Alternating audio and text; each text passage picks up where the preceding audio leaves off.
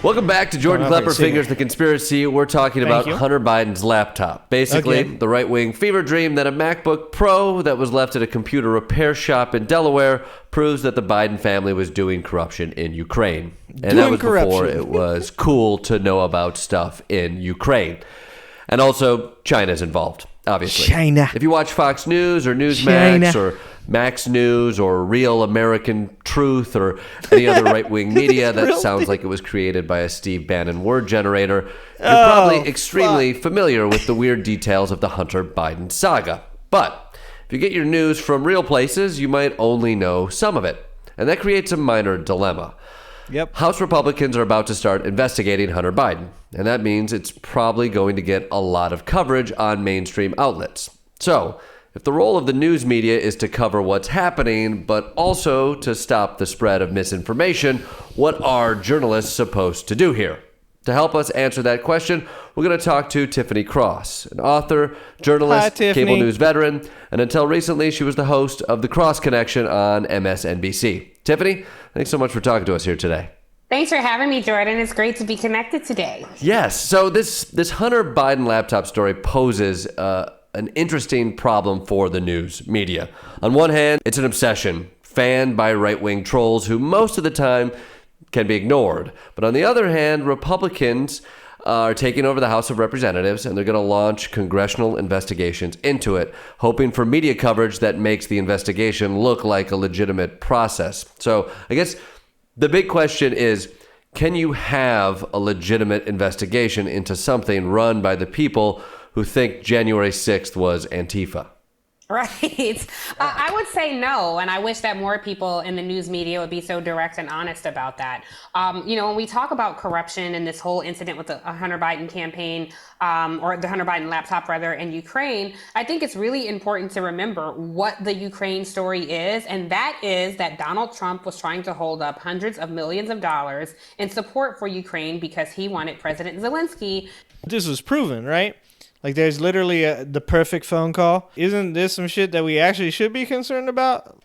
To investigate his political rivals. That is the story. The counterpoint to that story was Republicans trying to institute this laptop storyline. And so when you have people who employ the logic of bad actors like Lauren Boebert or Marjorie Taylor Greene, who will have committee assignments. The Republicans have taken over the House now.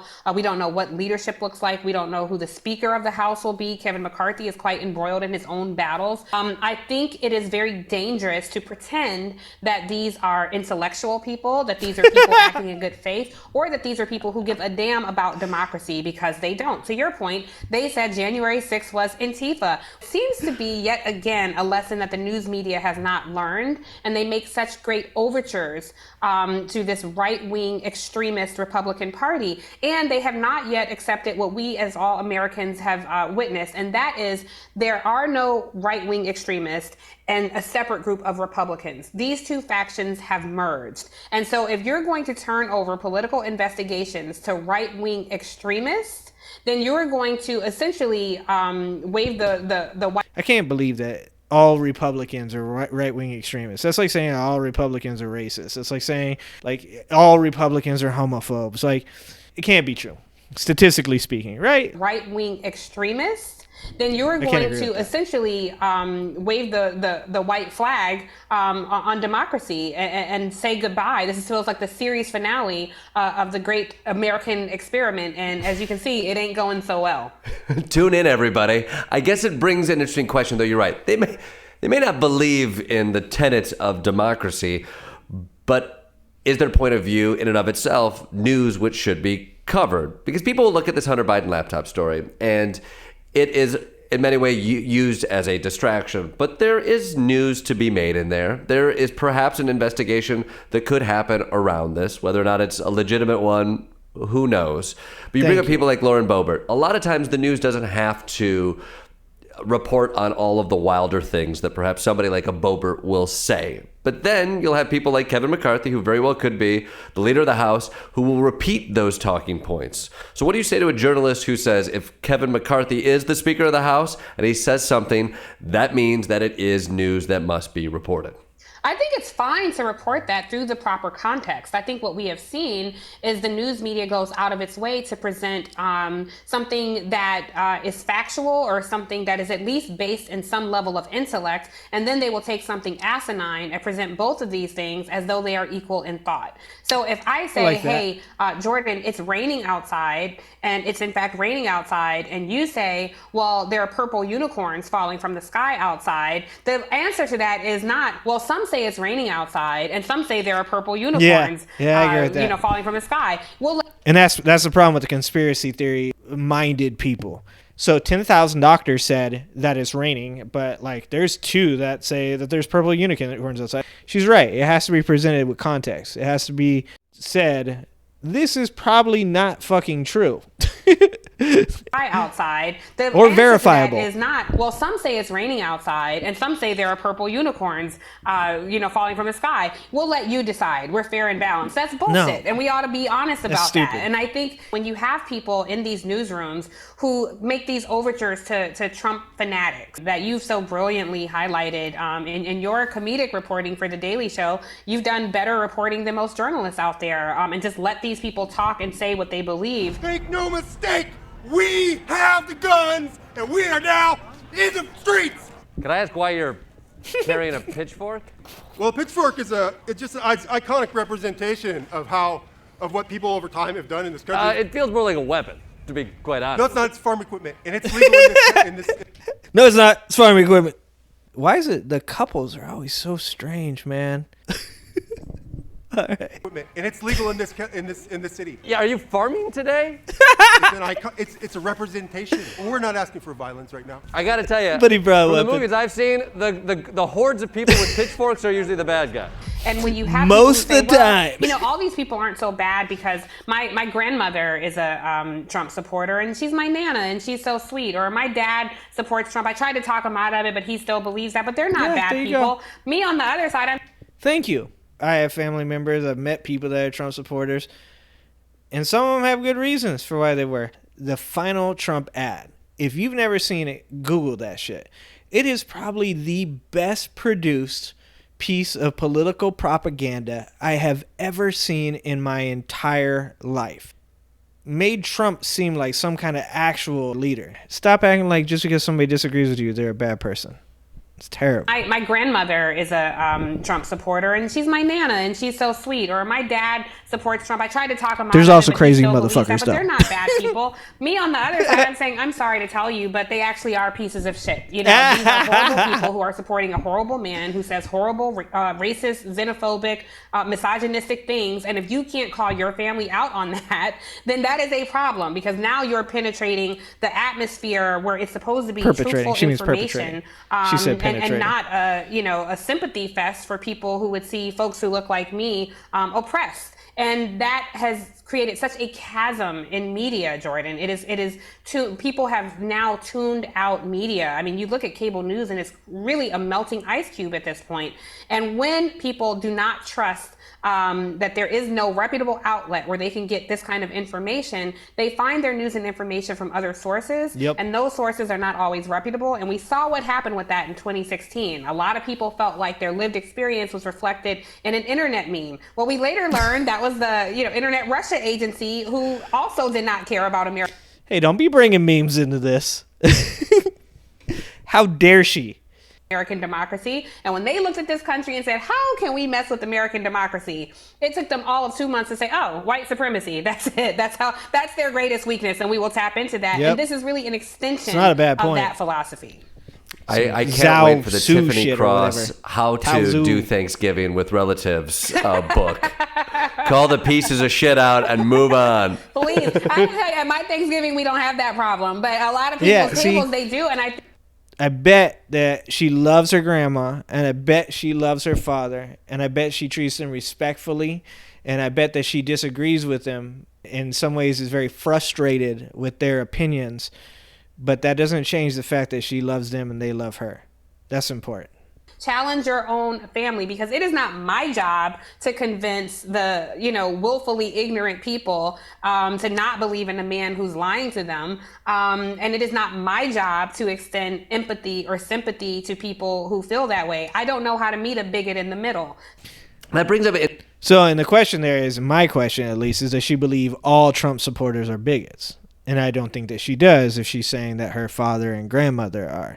Do you think that's a question I get on the road a bunch? Are you ever able to change somebody's mind or what have you? And that's not the intention of the pieces that we go out to do. I think more often than not, it's to confront people with logical fallacies that we see back home and see what the reality is in the field. But I do think it's interesting, as somebody, a member of the media, there is this chasm here. There's a chasm also of bad information that people are getting. And I do think you want to have empathy for those people who have been given such misinformation. How do you balance the deliverance of real news with the idea of showing a certain amount of empathy and outreach towards perhaps voices and people who aren't willing to meet in the middle? Well, I would challenge the first part of empathy. I think if you do have empathy, Jordan, for some of the folks you have spoken with, that's not such a bad thing. Perhaps I can understand that. As long as you're not asking me to have empathy. I do not have empathy for people who have bought into a lie or a myth or a system that means my oppression. I don't have any empathy for such people at all. I can understand that. I actually think the country would be better off without those people having an influence on what this democracy looks like or how this government works. But that is not the way American democracy was designed. I understand why she feels that way. I like to have empathy. I like that Klepper has empathy. I wish she had empathy, but she's correct. Like, it ain't my place to ask for that. I hope everybody grows to have empathy for each other. I think it's something you learn from wisdom and experience. When it comes to reporting these things in the media landscape, you run the risk of having a large number of the population, I would call the rising majority, tune you out when your perspective, when the starting point is, we have empathy for these people who feel this way. Because you do not hear people saying, well, look, the Nazis were fed a bunch of bad information. We have to have empathy for them. Get the fuck out of here. Like, we would never say that. We would never believe that, And so why am I being asked to have empathy for the people who would see me staying in a dilapidated community, sending my children to dilapidated schools. Once again, I can understand why she feels that way. Living in rundown neighborhoods and say, well, that's just how it goes because they can't win. Because if they win, that means I'm losing. I have no empathy. Tiffany, I gotta say, if you don't think people are showing empathy towards Nazis, you're just not on Twitter anymore. Right. Apparently, she hasn't watched that Kanye West video. On Elon Musk's Twitter, it is the land of empathy for Nazis. I would say it's a surprisingly popular opinion that's really somehow coming back in vogue. I guess I have a question. Who makes those decisions about what gets covered and what doesn't get covered at a network level? Is it anchors? Is it producers, news executives? Is there a conversation that happens in the newsroom? Well, it's a variety of things, and I think it all depends on the newsroom. Broadcast has a different set of rules than print.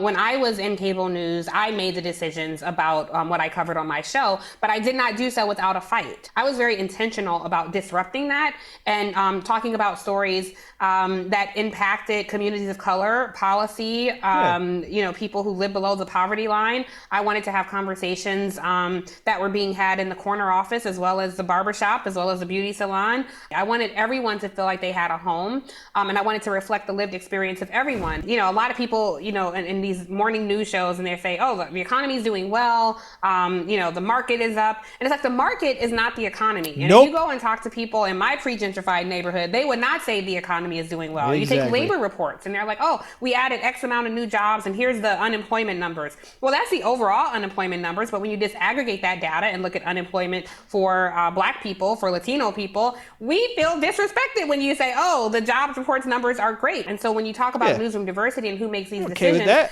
don't come tell me that you just hired 50% of people of color and women, and they're all entry-level employees or mid-level management. Put those people in the C-suite, put those people in decision-making positions so they can disrupt the echo chambers in a meaningful way. Those battles that you're having in the newsroom with your show on MSNBC, The Cross Connection, how much did you have to split your time being the host of that show, helping create the narrative of that show, the stories you wanted to cover, and also what sounds like a teacher of this experience. Yeah. Did you find yourself having to put on those two hats, and were you surprised by that culture at MSNBC? Yes, I put on those hats every day. And so what I found on my show is I would have to do something to please network executives.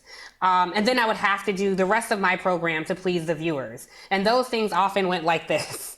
If I was going to please the executives, fine, I will do 2 segments on Trump because that's what everybody wanted. The network executives wanted to talk about Trump. If there was a story about indigenous communities, having to travel over 2 hours to vote, that was something that was going to please viewers. So to get ratings, they want you to talk about Trump, but there's these way more important things that are going on in the world that we could be all a lot more connected on, right? And instead, like a portion of it has to go towards Trump because it's a business, because it's news for profit. That's sad to hear.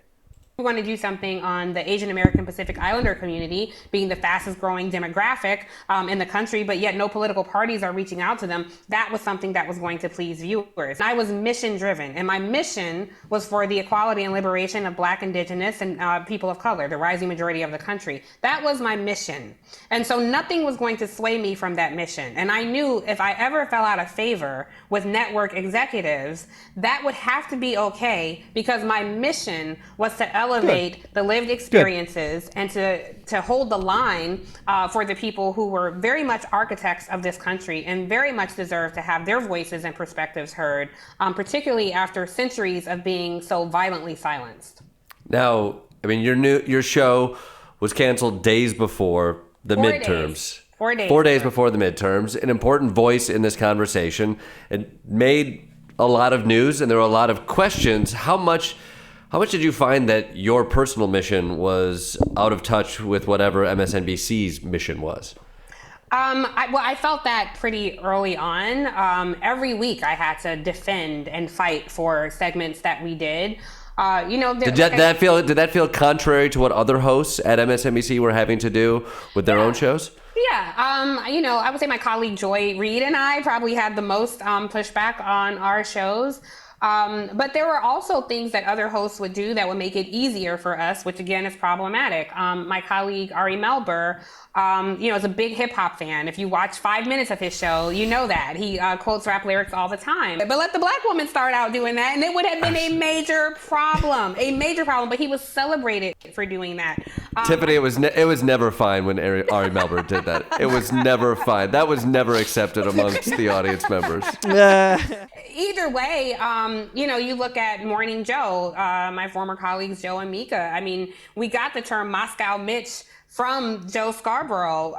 But if Joy or I, were to say something similar, it was like, hey, we don't really want name calling. Everybody's picking their own media outlets to try to tell them perhaps the story that they think, one, elucidates the world that they see, or the story that makes them feel better about themselves more often than not.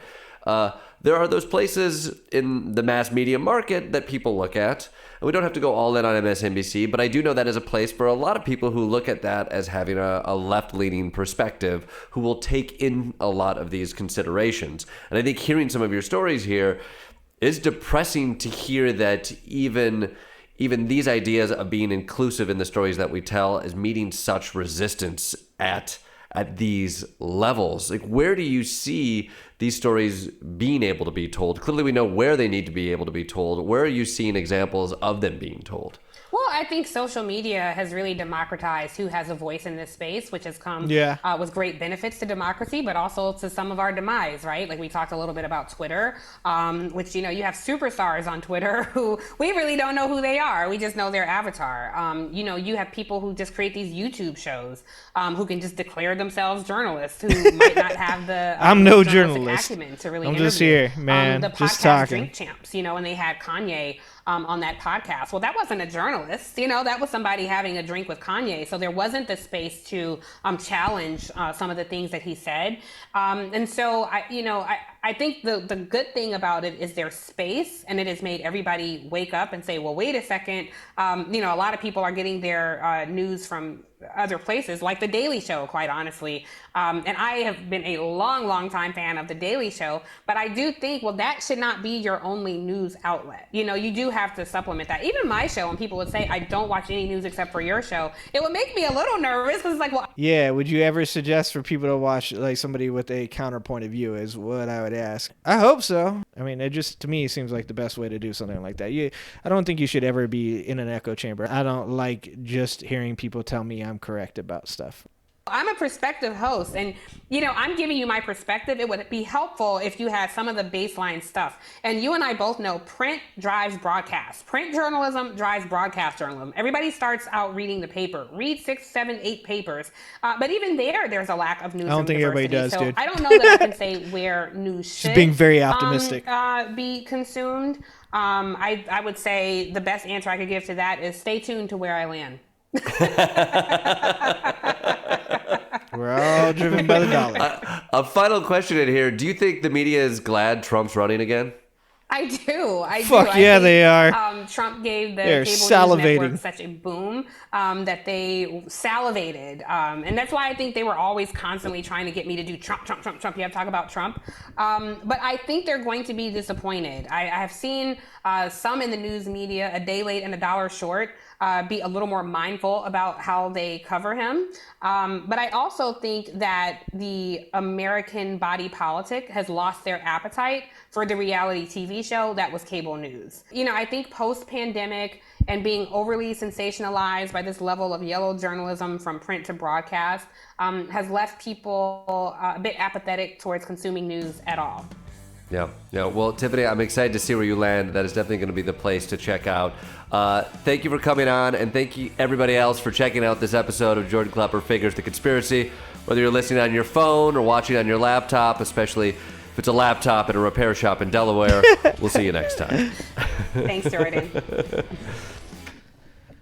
All right, so I'm going to just say this because it's the one part that's disappointing for me. This is the third episode. This is the final episode, and I don't feel like it touched much at all on Hunter Biden's laptop at all, or, even like how the media covered it. That's what I was hoping I'd hear from that. So, mildly disappointed. I think the first episode was the most enlightening as to everything that's going on with the Hunter Biden laptop. Is there stuff that is immoral? 100%. Is there stuff that he can be held accountable in a court of law? Maybe. Is there stuff that could get Joe Biden impeached? Probably not.